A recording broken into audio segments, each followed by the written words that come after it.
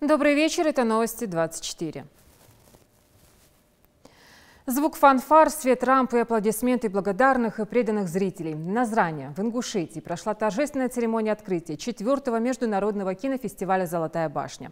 15 стран-участниц представят более 30 фильмов, причем 5 из них дебютные. Ингушский зритель увидит их первым.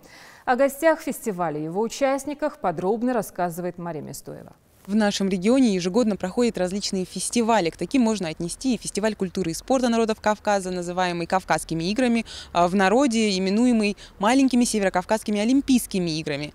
К Каннскому фестивалю, маленькому северокавказскому, можно отнести международный фестиваль «Золотая башня», который проходит в нашем регионе уже в 4-й раз. В нем принимают в этом году участие 15 стран, и в этом году представлено 5 дебютных картин. Если театр начинается с вешалки, то кинофестиваль с традиционной красной дорожки. Гости пока только прибывают. Среди них Наталья Орлова, мультипликатор и лауреат множества премий, в том числе престижной «Ники». Наталья в нашей республике впервые и как мультипликатор больше радеет за развитие в регионе именно этого направления. Я как бы представитель анимационного кино, поэтому для меня очень интересно познакомиться и с культурой, и с традициями ингушского народа, и, возможно, мы что-то сделаем в анимации на эту тему. Это было бы очень интересно. Владимир Гостюхин, знакомый всем по таким известным фильмам, как «Возьму твою боль», «Время выбрало нас» и «Охота на лис», тоже в регионе впервые. Актер мечтает посетить и горную часть республики, чтобы ближе познакомиться с самобытной культурой народа. У ингушского кинематографа, считает он, большое будущее. У вас все молодое, все юное, все. И в то же время связано с традицией национальной вашей. И это замечательно. Я надеюсь, что в конце концов мы будем свидетелями такого прекрасного ингушского фильма, который будет получать призы на всех кинофестивалях. И счастливой дороги вашему кинофестивалю. Кинофестиваль в этом году, приуроченный к юбилею республики, проходит в регионе уже в 4-й раз. Но даже за этот короткий промежуток времени у него появились свои поклонники, которые не упускают возможности прикоснуться к миру кино, посещая кинопоказы и все церемонии открытия и закрытия фестиваля, как это делает Любовь Евлоева. Я каждый раз приходила, каждый раз это моя болезнь. За наши картины, когда наши ребята там участвуют, я очень болею за это. Как бы лучше получилось, как бы лучше показать нас. Но вот зал полон и ведущие на сцене. В этом году компанию Тимофею Федорову составила известная актриса и модель Анастасия Макеева. А на ковровой дорожке появляются главные гости фестиваля, известные артисты и творческие деятели России. А ведущие не устают перечислять их заслуги, достижения и награды. Зал встречает каждого гостя бурными овациями. Театральный режиссер, который служит в театре Джигарханяна сейчас. Она обладатель грамот президента Российской Федерации. Ингушские актеры и режиссеры, словом, деятели искусства, тоже принимают участие в фестивале. Например, Микаэл Базоркин, один из членов жюри. В фестивале он принимает участие впервые. Приглашение принял за несколько дней до торжественного открытия. Я должен был, честно говоря, сегодня быть в Москве, по идее. Когда мне позвонили, сказали, я с удовольствием остался, благо не успел взять билет. И мне интересно, я подготовился, я как бы так... во всеоружии, поскольку это не рядовое событие, тут люди незаурядные, интересные люди, много знакомых лиц, и много еще предстоит людей узнать. У именитых артистов театра и кино богатая творческая программа, стихи, монологи, старые, но всеми знакомые и любимые песни. Владимир Гостюхин, предвкушая поездку в город воинской славы Малгобек, решил прочесть стихи на тему верности и веры во встречу. Жди меня. И я вернусь. Только очень жди. Жди, когда наводит грусть желтые дожди. Жди, когда снега метут. Жди, когда жара. Жди, когда других не ждут, позабыв вчера. Ну и какой же фестиваль без старых песен о настоящем?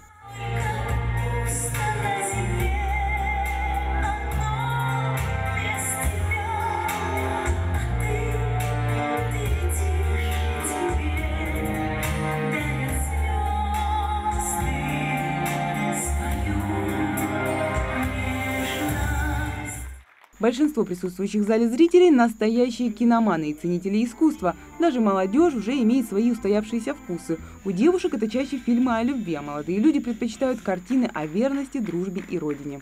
Предыдущие как-то не получалось по работе, но на этот раз вырвался с удовольствием и пришел посмотреть и как-то принять свое участие в этом деле. В основном я больше люблю какого-то военно-патриотического направления фильмы. Ну и, конечно, где-то молодежность больше направления тоже фильмы смотрю. О кинофестивале я узнала от работников Комитета по делам молодежи, и мне это стало очень интересным. Поэтому я пришла сюда и хочу, надеюсь, увидеть что-то для себя новое. А какие фильмы ты вообще любишь? Мне очень нравятся фильмы неожиданные, с непредсказуемой развязкой, с неожиданным концом. Когда ты не предполагаешь, чем все закончится, ты сидишь в напряжении до конца фильма, я бы хотела посмотреть именно такой фильм. Жюри будет оценивать фильмы в этом году под председательством Тенгиза Семенова, это документальное кино, и под председательством Суламбека Мамилова, это игровое кино. На 4-й кинофестивале с 15 стран мира заявлено более 50 картин, причем число участников от нашего региона ежегодно увеличивается. Соответственно, и число поклонников тоже. Теперь, чтобы побывать на кинофестивале, наши соотечественники приезжают из других регионов страны. Мне очень приятно было присутствовать сегодня здесь, на этом кинофестивале, потому что я 8 лет не была на родине. И вот сейчас для меня это все очень впечатлительно, что на моей земле, на моей родине такие красивые кинофестивали. Здесь очень понравилось. Чувство неописуемое, как будто вообще другая атмосфера, вообще куда-то другое измерение попадаешь. Ломали Бесаев надеется в следующем году стать участником фестиваля. Еще в подростковом возрасте режиссер определился с будущей профессией.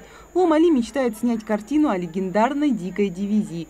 Мечты молодого режиссера уже начали воплощаться в реальность, а все благодаря его упорству. Договорились, начали писать проект, поехали с этим проектом на Северокавказский форум «Машук». И к большому счастью для нас мы выиграли проект как некоммерческая организация, мы взяли 2,5 миллиона, и как только деньги поступят на счет, мы планируем снять первый документальный фильм о дикой дивизии. По традиции, открытие международного кинофестиваля «Золотая башня» ознаменовала режиссерская хлопушка. Начали! Победителей различных номинаций ждет маленькая «Золотая башня», символ фестиваля. А пока в ближайшие 3 дня в Домах культуры республики и кинотеатрах пройдут кинопоказы фильмов конкурсантов этого кинофестиваля. Мария Мистоева, Рахман Цуров, Новости 24. В рамках кинофестиваля в кинотеатре «Дружба» в Назране в конкурсе документальных фильмов состоялся показ короткометражных кинолент. Там на суд зрителей представили 2 работы: «Письма с войны» режиссера Негашева и «Когда тебе горько» Шеварова. Фильмы смогли посмотреть более 150 студентов колледжа, сервиса и быта. Обе кинокартины продолжительностью 25 минут на военную тематику. Мы посмотрели 2 фильма: «Письма с войны» и тоже документальный фильм «Когда тебе горько». Документальные фильмы, посвященные войне. То есть, казалось бы, разные 2 войны, но суть одна. То есть это когда тебе больно, горько и трагическая ситуация все-таки.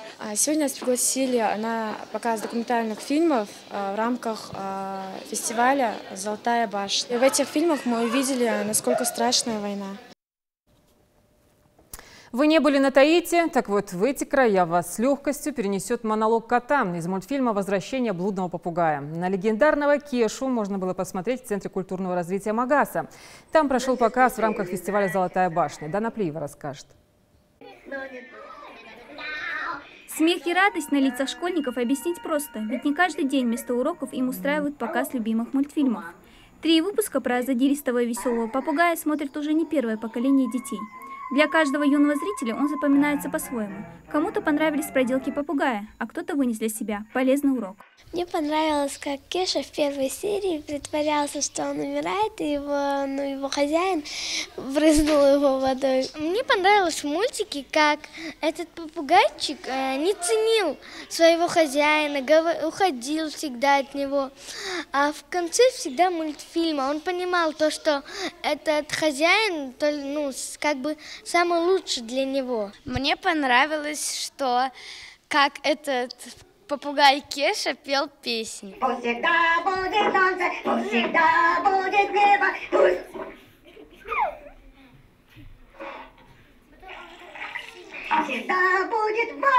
Окунуться в детство и посмеяться вместе с учениками пришли и преподаватели, которые ничуть не меньше радуются такому походу в кино. Очень рады, что у нас в республике проходит такой кинофестиваль, что к нам приезжает такое большое количество известных артистов, актеров, звезд российского кино. Нам сегодня это мероприятие очень понравилось. Дети были очень рады. Показ мультфильма проходит в рамках 4-го международного кинофестиваля «Золотая башня», который стартует на 4 площадках республики. Программа кинофестиваля делится на 3 этапа. С 10 утра начался показ любимых мультиков, как новых, так и старых. С полудня эстафету подхватил конкурс документальных фильмов. Садись в телегу, подвезу! Нет.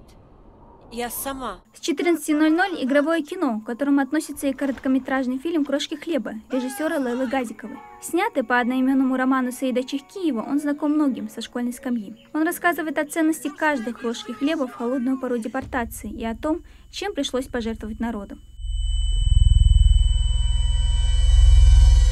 Нужно поблагодарить, кто этот придумал, кинофестиваль, да, потому что это нравственное воспитание подрастающего поколения, которое здесь, в Республике Ингушетия, очень необходимо. Кинофестиваль продлится до 28 октября. Все эти 3 дня жители и гости республики будут не просто наслаждаться кинопоказами с утра до вечера, а оценивать работу авторов, известных и начинающих режиссеров не только России, но и зарубежья. Дана Плиева, Адам Далаков, Новости 24.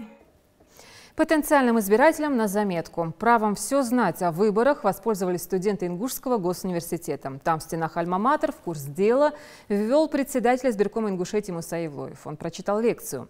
Мероприятие организовали по инициативе молодежной избирательной комиссии в преддверии главных выборов 2018 года. Рина Цычуева расскажет подробно. Именно студентам эту лекцию читают не случайно, ведь все они потенциальные избиратели. Здесь им рассказывают, какие бывают виды выборов, какими правами обладают избиратели, как важно пойти и отдать свой голос, чтобы выбрать будущее региона или страны. Словом, те стороны избирательного права, которые должен знать каждый гражданин страны. Будущие экономисты и юристы, сидящие в этом зале, уже в следующем году на предстоящих выборах президента страны отдадут свои голоса. Председатель избирательной комиссии поясняет, сколько в Ингушетии функционирует политических партий, объясняет само понятие избирательный округ и как именно формируются территориальные комиссии. По вопросу окружных комиссий. Они формируются только в период выборов. Вот закончились выборы, и их полномочия закончились на этом. Но в данном случае, даже здесь, у нас в республике эта комиссия, она не формировалась. Еще несколько лет назад студенты проходили избирательное право как индивидуальный предмет. Однако в последние годы такая дисциплина вошла в раздел конституционного права России. Конечно, в университете им объясняют основные принципы избирательного права, но возможность задать вопрос председателю регионального избиркома никто не собирается упускать. Депутаты избирают новую республику. И считаете ли вы, что эта система является правильной? То есть кому... Как будет лучше, если будут прямые выборы, если народ будет избирать, или же оставить все как есть? Есть закон, и мы этот закон применяем. Если спросить меня как избирателя, то я за то, чтобы были прямые выборы. Я считаю, что прямые выборы они лучше, но есть законодательная норма. Лекция проходит по инициативе молодежной избирательной комиссии, чтобы молодежь знала, как важно воспользоваться своим правом голоса на выборах. Помимо теоретических вопросов, ребят интересует и практика. К примеру, как именно проходит подготовка к выборам и какая атмосфера должна царить в избирательных участках. Мы эту работу проводим в основном в межвыборный период. Ну, естественно, у нас не только вот мероприятия в форме и лекций со студентами и учащимися, ну и реальные семинары, которые мы проводим, в том числе и для организаторов выборов. Ну, сегодня я получил исчерпывающие ответы на все волнующие меня вопросы, и эти лекции, я считаю, что они полезны, и хотелось бы, чтобы они проводились чаще. Я считаю, что это очень необходимо для студентов, поскольку они будут знать свои права, почему нужно присутствовать на выборах, и каждый сможет реализовать свое право. Поэтому я думаю, что это обязательная часть. Избирательная комиссия свою работу начинает в первой половине декабря. На само голосование, которое определит курс страны, начнется 18 марта 2018. Рина Цычуева, Магомед Дидиков, Новости 24. В Акажеве по улице Бекова ремонтируют дорогу, прокладывают тротуары и устанавливают ливневые стоки. Дорога пришла в негодность после паводков. Подходы ко второй школе просто смыло. Реконструкцию начали пару недель назад. На месте задействовались 7 единиц техники из десяток рабочих. Репортаж Ридат Халухоевой. Этот грохот и шум техники для жителей улицы Бекова уже стал своеобразным будильником. Но для них этот звук приятнее любого другого, уверяют они. Ведь здесь, наконец, отремонтируют дорогу. Гелани Беков живет в Икажево всю свою жизнь. Дорогу за время ремонтировали 6 раз, а последние вовсе в прошлом году. Но таких масштабных работ по реконструкции он не помнит. Так, как сейчас никогда не делали. Сейчас попросили всех пройти, по улице прошли, сказали, как вам можно сделать его. Люди сказали опустить дорогу где-то на 60-70 сантиметров. Сейчас в некоторых местах по метр 20 опускают дорогу, делают капитально. Ремонтировать дорогу начали 2 недели назад. 7 единиц техники и порядка 10 рабочих трудятся здесь, чтобы обеспечить жителям комфортное передвижение. Утрамбовывают основание под новое покрытие, и хотя в первоначальном плане реконструкции этого не было, дорогу еще и расширяют. Протяженность дороги всего 1400 метров, а мы уже сделали 800 метров, основание подготовили, осталось 600 метров. Буквально на этой неделе должны закончить основание. В негодность дорога пришла после сильных паводков этим летом. Больше всех в Икажево потопленной оказалась улица Бекова. Стихия буквально смыла дорогу, а здесь располагается еще и школа. И если в сухую погоду по ней еще можно передвигаться, то с наступлением холодов и частыми дождями это становится целым испытанием. Не пройти, не проехать было невозможно. Мы с трудом уже ходим. Я бы хотела, чтобы до дождей, до холодов, чтобы дорогу привели в порядок. Помимо асфальта здесь также проложат тротуарные дорожки и установят ливневые стоки. После этих работ подрядчик возьмется за строительство водопропускных сооружений. Это необходимая мера, чтобы обезопасить жителей, если вдруг наводнение вновь повторится. Она будет выглядеть вот в таком состоянии. Есть чертежи, есть документация. Мы будем строить вот так вот. Это 4 трубы, высота дамбы 3 метра. И на всю ширину оврага будем строить и делать с укладкой, со всеми соблюдением всех технологий. По предварительным подсчетам ремонт займет не больше месяца. К ноябрю, когда все работы завершатся, и пешеходы, и водители наконец-то смогут проехать по безопасной и комфортной дороге. А школьники будут приносить домой не грязь, а только хорошие отметки в дневнике. Радат Калухоева, Рамазан Зурабов, Новости 24. В научной библиотеке Ингушского госуниверситета прошла международная научная конференция, посвященная 80-летию ингушского писателя Ибрагима Дакильгова. Именно этот человек стоял у истоков становления Республики Ингушетия, и именно им создана символика национального флага. О выдающемся ученом расскажет Мадина Пугоева. Профессор Дакильгов внес значительный вклад в развитие ингушской науки и оставил заметный след в истории нашего университета. Его имя хорошо знают не только в республике, но и далеко за ее пределами. Ибрагим Дакильгов – ученый, писатель, художник, публицист и литературовед, автор десятка научных трудов, посвященных народному фольклору, истории и этнографии. Его запомнили как человека, стоящего у истоков становления республики и автора национального символа флага. Многие до сих пор восхищаются его романом под названием «Берд», а о том, сколько сил и упорства вложено в его научную деятельность, стоит только догадываться. В бытность Ибрагима Абдурахмановича именно им был задуман и частично реализован проект по современному ингушскому языку, где была заложена идея реализации академической грамматики ингушского языка. 2 части этой работы, этого проекта уже вышли в печать.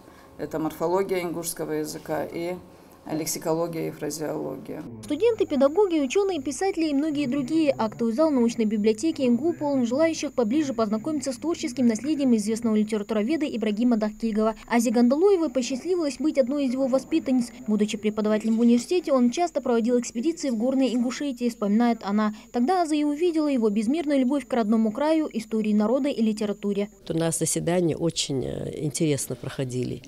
Он рассказывал такие вещи, которые никто не знает. Халхар Хамаш, Дуцрыш, Уалымш, Кицаш. Весь впитанный он был фольклором.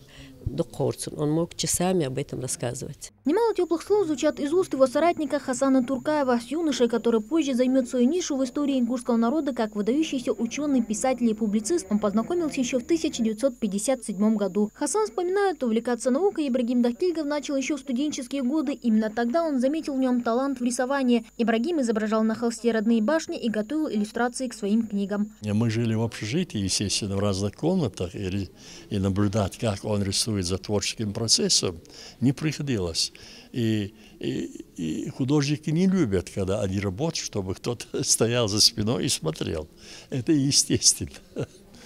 Да. Но я говорю, если бы небольшая научная увлеченность, он был бы великолепным художником. «Кавказоведение. История и современность». Книга под таким названием вышла в свет как раз к проведению международной научной конференции, посвященной 80-летию известного ингушского ученого и кавказоведа Ибрагима Дахтильгова. В сборнике опубликованы материалы, научные труды и работы участников конференции. Очень скоро издание будет доступно широкому кругу читателей. Эти материалы, они приносят пользу прежде всего тем, кто сегодня идет в науку, студентам, аспирантам.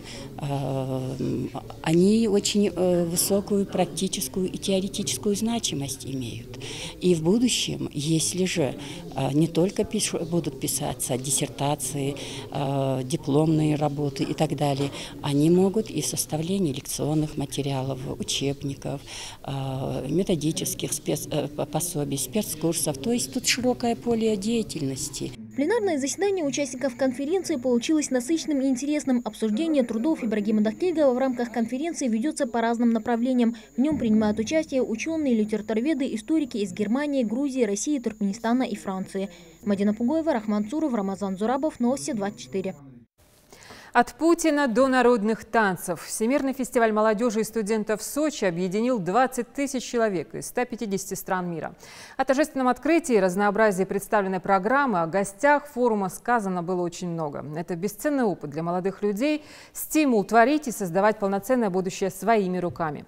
Впечатления от проведенной недели в Сочи у наших земляков самые эмоциональные. С ними пообщалась моя коллега Индира Манкиева, и вот ее сюжет в деталях. Твое сердце. Твое солнце. Это пробуждение. Твоя проекция. Не прервется. Вечное движение. Так прекрасно. И полна. Твоя жизнь. Она. Дискуссии, лекции, мастер-классы, образовательные, культурные, спортивные и развлекательные мероприятия. 188 стран мира, 30 тысяч молодых активистов, которые все вместе ищут ответ на один единственный вопрос – как сделать мир лучше. Степ-бай-степ, каждый из этих ребят ведет свой город, свою республику, свою страну к большому будущему.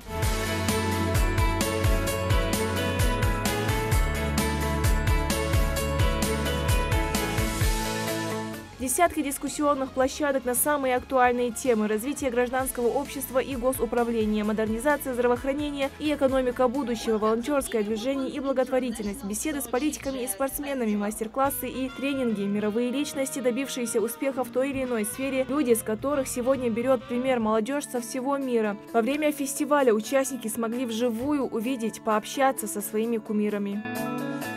Будущее начинается здесь и сейчас. Будущее – это вы. Именно с этих слов Владимир Путин торжественно открывает Всемирный фестиваль молодежи и студентов.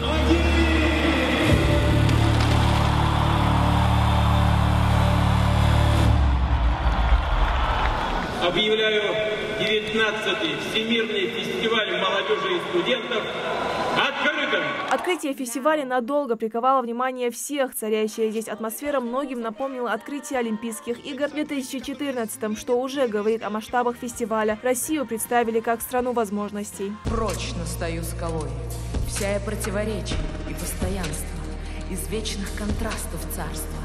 Изображение – это профиль, анфас, знакомо буквально любому из вас. Белла Богатырева, участница фестиваля от нашей республики, наверное, не пропустила ни одну из площадок, но больше всего девушке запомнилась встреча с сильным духом человеком Ником Вуйчич, профессиональный оратор, который родился особенным, несмотря ни на что вдохновляет других жить. История этого молодого человека покорила сердца миллионов, и Белла не исключение. Не ищите отговорок и мечтайте по-крупному. Австралийский писатель и меценат настроил ребят на покорение новых вершин. Мне запомнилось то, что он говорил: если у вас что-то с первого, второго, третьего раза не получается, то не бросайте это. Продолжайте добиваться, и вы в конце добьетесь своего. Ингушетию на форуме представили более 40 человек. Каждый из них вернулся преисполненным вдохновения. Все они получили от форума больше, чем планировали. Столько интересных площадок, успеть хотелось везде и всюду, делятся ребята. Сотни представленных проектов от волонтерства до атомной энергетики. Адам Калиматов поехал на фестиваль с экологическим проектом «Школа ресайлинга», который уже выиграл в этом году на Машуке. Не менее удачно для молодого человека завершился и этот фестиваль. Некоторое количество контейнеров будет представлено от самой компании Pepsi-Cola за их средства. И, соответственно, я считаю это большим достижением для нашего проекта. Наша республика, как часть большой страны, представила свой стенд. Ингушский быт, культура и гостеприимность не оставили иностранцев равнодушными. Услышав ритмы гор, они невольно бросались в пляс. И неважно, что до этого момента многие даже и не имели никакого представления об этом танце. Я говорю, а что конкретно вас интересует, ребята? Что-нибудь особенное? Говорит, я такая, я забыла. I forgot. Я говорю, лезгинка? Yes, лезгинка, короче. И я человек, который танцевал лезгинку в далеком, я не знаю, 2006-2007 году. Да, и пришлось дать мастер-класс ребятам из Австрии. На фестивале молодежи и студентов побывал и глава региона Юнусбек Евкуров, пообщался с ребятами, отметил значимость такого фестиваля и подчеркнул, что за ними будущее.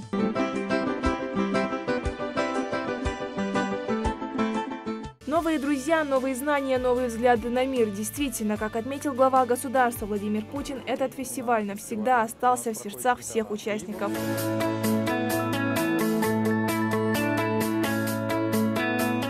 Молодежь со всех континентов мира собрана здесь, у нас, в России, уже в очередной раз не случайно. Кто бы что бы ни говорил, Россия – страна мира и созидания. Как отметил Путин, именно сегодняшняя молодежь должна разрушить все неправдивые стереотипы, а чтобы строить лучшее будущее, нужно шагать по одному пути, вместе, плечом к плечу. Талант молодости обладают поразительной силой.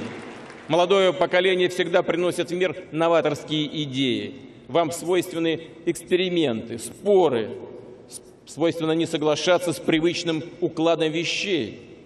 Дерзайте, создавайте свое будущее, стремитесь изменить этот мир, сделать его лучше. Все в ваших силах. Главное, упорно идти только вперед. За эту неделю абсолютно не похожие, казалось бы, на первый взгляд люди из разных уголков мира стали чуть ли не лучшими друзьями, каждый из которых представляет свою культуру и обычаи. Одно, когда видишь все это по телевизору в культурных программах, другое, когда сам можешь подойти к индусу, арабу, французу, итальянцу, познакомиться, расспросить обо всем, что интересно, увидеть в нескольких людях отражение всего народа. Всемирный молодежный форум дал возможность убедиться в том, что молодежь всего мира объединяют одинаковые мечты и переживания.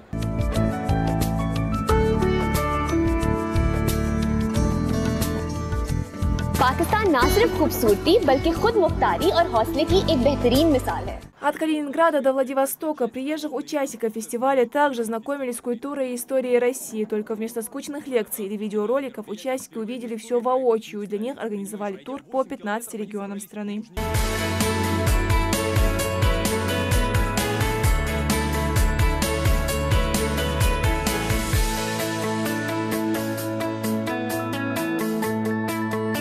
Россия уже в третий раз становится хозяйкой фестиваля. Свое начало он берет с 1947 года. Первый раз он прошел в Праге. В СССР приехал только в 1957 и продлился 2 недели. Затем во второй раз в 1985 году. И, наконец, после длительного перерыва в 32 года он снова решил собрать молодежь со всего мира на нашей российской земле.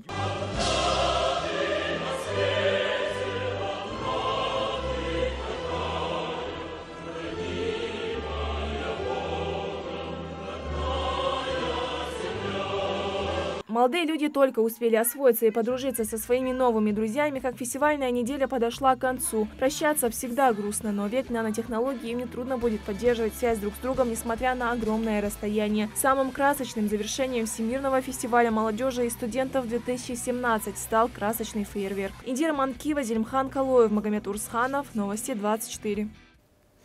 Традиционное посвящение в кадеты прошло сегодня в Горском кадетском корпусе, расположенном в селении Сурхахи. На мероприятии присутствовали гости, в том числе и родители самих кадетов. После окончания церемонии посвящения в ряды курсантов военного училища для ребят была организована праздничная программа. Репортаж Микаила Тангиева. Небольшая пауза, а через минуту командир докладывает начальнику кадетского корпуса, что кадеты построены. Начинается церемония посвящения. Товарищ капитан, личный состав Горского кадетского корпуса для посвящения кадетов первого курса построен заместитель начальника капитан Тунгоев. Здравствуйте, товарищ! Здравия желаю, товарищ капитан! Вольно? Вольно. Старшие воспитанники стройным шагом начинают маршировать на площадке, где уже собрался весь корпус. Но внимание собравшихся сегодня приковано к виновникам торжества, первокурсникам. Адаму Аздоеву 9 лет. Желанием поступить в кадетский корпус он загорелся давно, после того, как впервые заглянул в армейский альбом своего деда. Мой дедушка, он служил в армии. Я однажды, когда я играл на улице, он мне сказал, прийти к себе. Я зашел, и он мне показывал свои фотографии. Я увидел, сгордился своим дедушкой. Пошел и папе сказал: папа, а тут есть, какая-то военная школа. Он сказал: Горский кадетский корпус. Только надо окончить 4 класс, он сказал. Я окончил и поступил в Горский кадетский корпус. А вот на Ахмеда Ушигурова, которому 10, повлияли свои не менее возвышенные доводы, чтобы стать кадетом. До того, как я сюда поступил, я учился в 2-й начальной школе. Меня вдохновило сюда поступить. Мне мама рассказала, тут очень хорошо, красивые деревья, хорошее воспитание. И мне захотелось сюда поступить. После кадетскую я хочу поступить, может, в военно-медицинскую, может, в военно-высшую. Я решу. Даутхан Китиева вот уже 9 лет отдает себя воспитанию будущих защитников Отечества. Каждый раз, встречая новых воспитанников, куратор становится для них первым учителем и первым командиром. В этом году у нас такой очень хороший набор. Активные дети. Это большой праздник для всего кадетского корпуса. Я думаю, для родителей тоже. Видя их активность, очень активно все родители приехали. В новую жизнь вчерашних мальчишек и сегодняшних кадетов провожают родители, которые пришли, чтобы поддержать своих детей в начале такого важного пути. Все они горды за сыновей, которые поступают в такое престижное учебное заведение. Мероприятие было на высшем уровне, нам очень понравилось. Все родители присутствовали, дети нас приятно удивили. И вот один из самых ответственных и волнительных моментов. Новобранцам предстоит произнести клятву верности и официально вступить в ряды кадетов. Клянусь быть преданным своему Отечеству, своему народу, свято чтить память предков. Отечество, верность, честь и отвага – девиз Горского кадетского корпуса. Воспитанники и сами подготовились к мероприятию, прочитали патриотические стихи, посвященные родному корпусу. Каждому из них по традиции также вручают кинжал. Кадетов поздравляют с поступлением и желают дальнейших успехов в учебе и военном деле. Руководство Горского кадетского корпуса заботится о том, чтобы вы стали людьми широко образованными, чтобы вы стали людьми творчески мыслящими. И поэтому, на мой взгляд, вам необходимо с самых первых дней воспитывать в себе неутомимую жажду познания. Те кадеты, которые сегодня высоко несут имя горца, имя кадета и всегда остаются верны девизу «Отечество, верность, честь и отвага». От души поздравляю личный состав первого курса с принятием присяги, а личный состав корпуса с новым пополнением. Посвящение в кадеты проводится ежегодно, и с момента его основания в 1994 году клятву произнесли более 1000 кадетов, один из первых выпускников корпуса и сам начальник. Я сам являюсь первым выпускником Горского кадетского корпуса. В 1994 году сам присягал на верность беззаветному служению Родине и кадетскому движению. После окончания кадетского корпуса закончил военное училище, прошел путь от командира танкового взвода до заместителя начальника штаба полка и по велению судьбы вернулся в родное учреждение. Более 20 лет назад руководством Республики Ингушетия было создано это учебное заведение. По окончанию учебы кадеты смогут продолжить свое обучение в различных вузах России, гражданских или военных. Микаил Тангиев, Адам Далаков, Новости 24. Кому что по вкусу. Чай, вода, овощи, одежда – все это можно было приобрести на прошедшей в Карабулаке сельхозярмарке. Продукцию представили фермерские хозяйства и аграрные предприятия региона. Цены, кстати, ниже рыночных. Мака Килиматова в этом убедилась. Место для ярмарки выбрано не случайно. Жителям как самого Карабулака, так и близлежащих сел добираться именно сюда удобнее всего. Плюс есть где развернуться. Зухра Магомедилова уже не в первый год представляет молочную продукцию на суд ингушских покупателей. Ярмарки в Ингушетии стали для нее традицией и старается не пропускать ни одну из них. Дешевле, чем на рынке. Масло я не первый раз привозим, жителям нравится. Они приходят, ну, Карабулак я второй раз, а туда, Назран, приезжаем уже каждую ярмарку. Вот кто знает это масло, они берут, каждый раз покупают. Мероприятие собрало здесь немало сельхозпроизводителей из соседних регионов – Кабардино-Балкарии, Ставрополя и Дагестана. Здесь представлены товары на любой вкус и для любого покупателя. Мясо-молочная продукция, овощи, одежда, чай, вода и многое другое. Сейчас мы находимся у прилавка с медом. Цены здесь начинают от 300 до 500 рублей. Этот продукт особенно актуален в осеннее время в связи с обострением простудных заболеваний. А рядом палатка с саженцами. Надежда Гаценко на таких ярмарках тоже частый гость. Который год она привозит в республику различные виды саженцев со Ставрополя, где у них семейный бизнес. Продукцию в нашем регионе в основном реализует в Малгобеке. Саженцы у местных жителей пользуются большим спросом. Пользуется большим спросом. У вас, конечно, яблоко ваше. Яблоко, оно не ваше, Алматинский апорт. Вот он, пожалуйста. Почка, непосредственно посада, прививочный материал.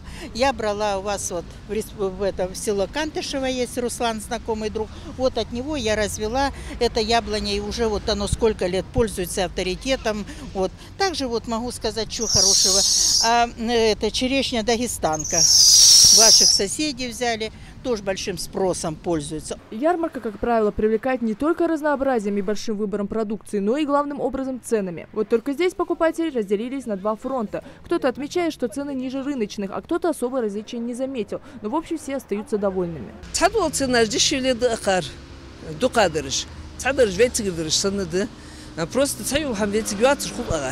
Выбор можно по Хавич, у ярмарки Хавич тут можно выбрать jetzt wärste dort. Ja, und öfter ярмарки анди, она футбол тагвен может, он сена наскивается, хозяйкин наскивается, хоз мягт моло. Главная цель организаторов – обеспечить жителей продукцией высокого качества по доступным ценам. В городской администрации планируют со временем расширить ассортимент и привлечь как можно больше производителей из соседних регионов. К нам организаторы ярмарки обращались с такой инициативой, что они хотят провести у нас в городе ярмарку по реализации товаров повседневного спроса. Тем, кто не успел закупиться на ярмарке, еще представится такая возможность. Ярмарка продлится до 4 ноября, и каждый покупатель сможет приобрести различную продукцию по ценам ниже рыночных. Мака Килиматова, Майбек Миржоев, Новости 24. Добавлю, что завтра с 10 утра до 15:00 сельхозярмарка пройдет в Магасе на территории торгового центра, сделано в Ингушетии. На ней будет представлен широкий ассортимент товаров местных и региональных производителей: мясная, молочная продукция, свежие овощи, фрукты, различные сорта меда, чая, кондитерские изделия, товары быта и многое другое. ВИЧ-риски, заражения, возможные последствия, статистика и профилактика. Обо всем этом открыто в форме доверительного диалога говорили на встрече со студентами колледжа в Сунже. Ее организовал Республиканский центр по профилактике и борьбе со СПИДом и инфекционными заболеваниями. Отмечу, что в Ингушетии с начала года инфицированных стало больше на 50 человек. Материал Мадины Пугоевой. Несмотря на все проводимые мероприятия Российской Федерации, на сегодняшний день ситуация с ВИЧ-инфекцией очень серьезная и очень тревожная. Говоря о количестве заболевших СПИДом в Ингушетии, Луиза Бекмурзиева отмечает, что выявляемость заболевания значительно улучшилась, вместе с тем увеличилось и число инфицированных. Если 17 лет назад эта цифра достигла наивысшего показателя, то сейчас больных вирусом иммунодефицита стало в 2 раза меньше. Но даже этот процент выявленных больных в республике сильно настораживает, учитывая, что далеко не каждый из них догадывается о своем недуге, риск заразить других все же есть. А значит, уже сейчас стоит задуматься о профилактике заболевания. Хотите, мы приедем сюда, вы сдадите кровь. Хотите, вы приезжайте к нам. Вы даже без предоставления документа совершенно анонимно вам присуждается там какой-то порядковый номер. Оставляйте свой телефон. Конечно, когда анонимная сдача крови, мы не выдаем документ об исследовании. Поэтому мы готовы к различного рода контактам. Предложение представителей Республиканского центра по борьбе со СПИДом студенты поддерживают. Во время живого диалога с медиками и общественностью воспитанники колледжа активно задают вопросы. А первокурсница Мака Марзиева и вовсе решила стать волонтером профилактической акции. В любом учреждении открытие комитета такого. Приблизительно, что такое комитет, который добровольно могут собирать людей, то есть просто предлагать и ходить, рекламировать, делать все, чтобы люди ходили на это обследование, чтобы они проверялись. К примеру студентки должны последовать и остальные, отметила Лейла Амирханова. Только целеустремленный человек с сильной волей сумеет отстоять свои права, позаботиться о своем здоровье и благополучии окружающих, уверена она. Вот сравнение. Чисто вот я поэтому говорю. Янки Вали Ози доказать, что он крутой, ему неудобно бывает отказать. Чувство толпы, ничьи мнений вашего никогда не будет общественником. Человек должен иметь свое мнение, свое «я». Любую полезную инициативу молодых ребят власти республики готовы поддержать и оказать посильную помощь в проведении профилактических мероприятий, направленных на борьбу со СПИДом и ВИЧ-инфекцией. Инициатива молодежи говорит о том, что сегодня это актуально, что сегодня эта проблема стоит, к сожалению, в нашей республике. И мы должны добиться результатов, сдержать этот процесс и уменьшить его влияние на нашу жизнь, тем более в нашей республике. Молодежь у нас очень талантливая, умная, и мы должны активно участвовать в том, чтобы воспитать достойное, здоровое поколение. Ребятам рассказали, как можно заразиться вирусом иммунодефицита, где и каким образом пройти обследование. Такого количества вопросов от студентов колледжа организаторы мероприятия даже не ожидали. Это еще один шаг к тому, чтобы наладить диалог с молодежью и довести до них важность профилактики этого заболевания. Мадина Пугоева, Адам Далаков, Новости 24. Ингушский грэплер Азамат Шибилов завоевал золото на чемпионате мира в Азербайджане в соревнованиях по спортивной борьбе, проходивших с 18 по 22 октября в Баку.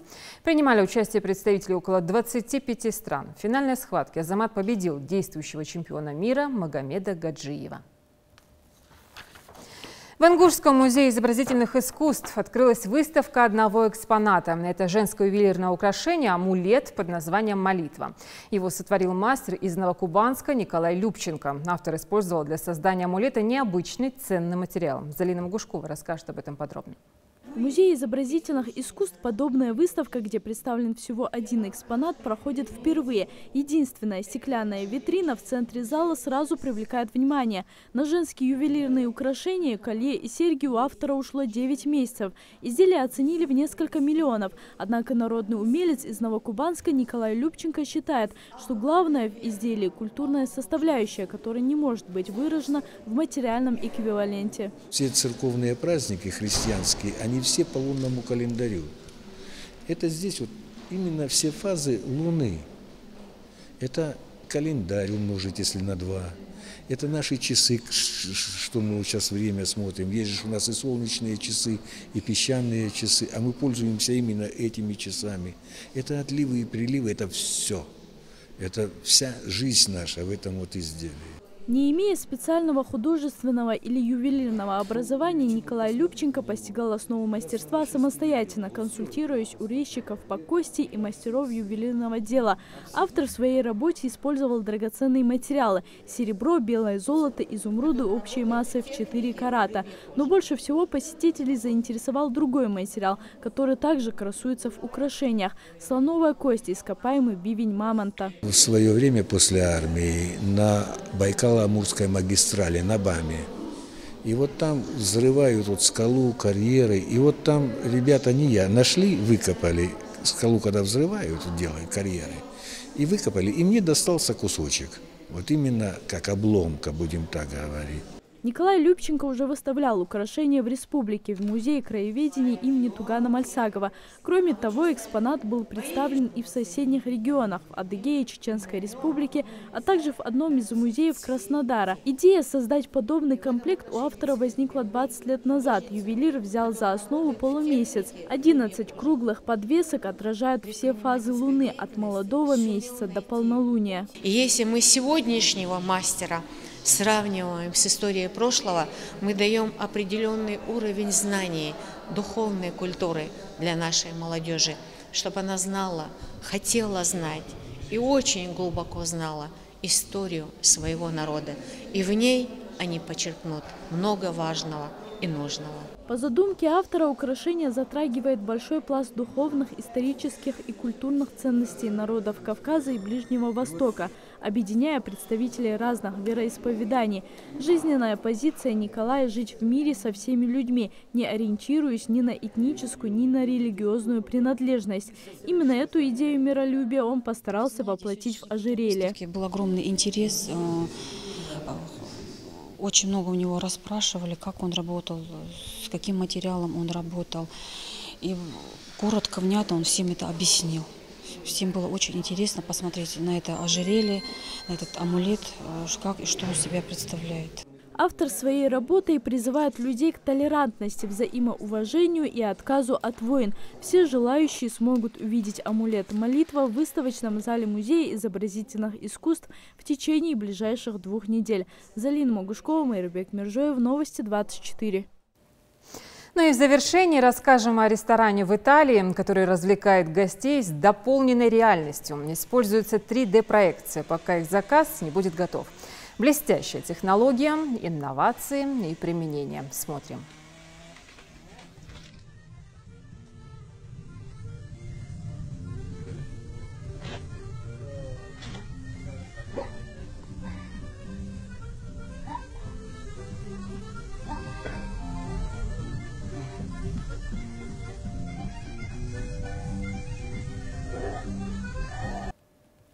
Так что приятного аппетита, следите за новостями на канале Ингушетии и до встречи в эфире.